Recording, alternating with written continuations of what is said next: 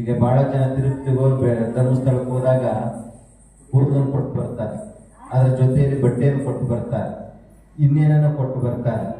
ಆದ್ರೆ ನೀವು ಇಲ್ಲಿ ಕೂದಲನ್ನು ಕೊಡಬೇಡಿ, ಬಟ್ಟೆಯನ್ನು ಕೊಡಬೇಡಿ, ನಿಮ್ಮ ಒಳ್ಳೆ ಮನಸ್ಸನ್ನು ಇಲ್ಲಿಗೆ ಕೊಟ್ಟುಬಿಡಿ ಸಾಕು. ಅದೇ ಶ್ರೇಷ್ಠವಾದಂಥದ್ದು ಅಂತ. ಮನಸ್ಸನ್ನು ಕೊಡಿ. ಮನಸ್ಸು ಒಂದು ಸಲ ಪರಿವರ್ತನೆ ಆದರೆ ನೀವು ಅದಕ್ಕಿಂತ ಇನ್ಯಾವುದು ಬೇಕಾಗಿಲ್ಲ. ಬಟ್ಟೆ ಕೊಟ್ಟರೆ ಬಟ್ಟೆ ಮತ್ತೆ ತಗೊಂಡು ಹಾಕೋಬಹುದು, ಕೂದಲು ಕೊಟ್ಟರೆ ಮತ್ತೆ ಬೆಳೆದು ಹೋಗುತ್ತೆ.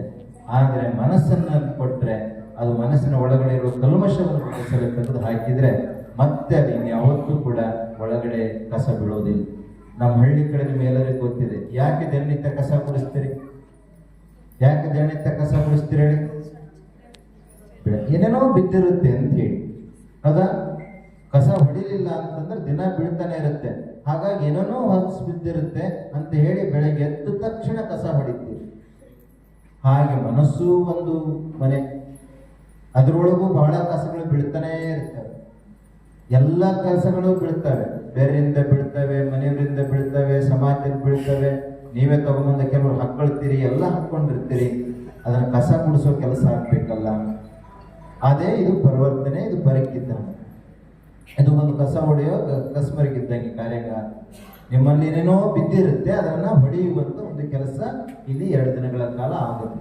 ಹಾಗಾಗಿ ಆ ಒಂದು ಕಸವನ್ನು ನಾವೆಲ್ಲ ಗುಡಿಸಿ, ಆ ಗುಡಿಸಿ ಆದ ನಂತರ ಮತ್ತೆ ಬೀಳದ ಹಾಗೆ ಏನಾಗಿ ಹೆಂಗಿರ್ಬೇಕು ಅನ್ನುವಂಥದ್ದನ್ನು ಕೂಡ ಒಂದಿಷ್ಟು ನಾವು ತಿಳ್ಕೊಳ್ಳುವಂಥದ್ದು ಬಹಳ ಅವಶ್ಯಕತೆ ಇದೆ ಅನ್ನುವಂಥ ಮಾತನ್ನು ಕೂಡ ಹೇಳ್ತಾ ಮತ್ತೊಮ್ಮೆ ತಮ್ಮೆಲ್ಲರಿಗೂ ಶುಭವಾಗಿ ಈ ಕಾರ್ಯಕ್ರಮ ಯಶಸ್ವಿಯಾಗಿ 2 ದಿನಗಳ ಕಾಲ ನಾವು ನಿರಂತರವಾಗಿ ನಿಮ್ಮ ಜೊತೆ ಮಾತಾಡ್ತಾ ಸಂಘದ ಮತ್ತು ಗ್ರಾಮೀಣ ಭಾಗದ ನಿಮ್ಮ ಎಲ್ಲ ವ್ಯವಸ್ಥೆಗಳನ್ನ ಒಂದು ಸ್ವಲ್ಪನಾದ್ರೂ ಕೂಡ ತಿಳ್ಕೊಳ್ಳುವಂತ ಕೆಲಸವನ್ನ ನಾವು ನೀವೆಲ್ಲರೂ ಮಾಡೋಣ ಅನ್ನುವಂಥ ಮಾತನ್ನು ಕೂಡ ಹೇಳ್ತಾ ಮತ್ತೊಮ್ಮೆ ಎಲ್ಲರಿಗೂ ಶುಭವಾಗಲಿ ಅಂತೇಳಿ ಹಾರೈಸಿ ಮಾತನ್ನು ಮುಕ್ತಾಯ ಮಾಡ್ತೀವಿ. ಧನ್ಯವಾದ.